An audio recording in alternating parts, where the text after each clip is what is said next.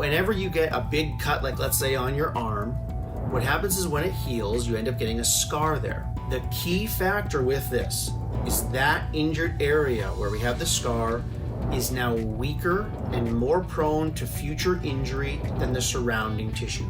This is important because when we have an injury inside our body with either the muscles, tendons, ligaments, or joints that are there, and we have that tearing of the fiber just like we had on our skin, we have scars that form internally if they don't heal properly. This means that that area that was injured is not as strong, is not as flexible, and it's more likely to injure in the future. This is why it's so important to make sure you get the proper treatment when we have these issues with the musculoskeletal system, because if you don't have them treated the right way, and if you start doing stretching or exercising too soon, what we're going to have happen is we're going to have them be re-injured over and over again.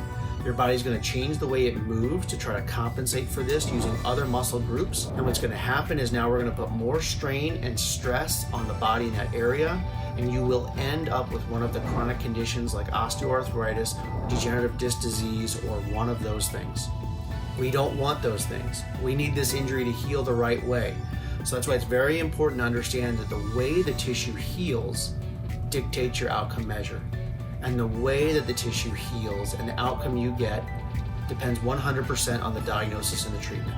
So keep that in mind when we have these issues. You can click below for more information because we do specialize in these sorts of issues and injuries.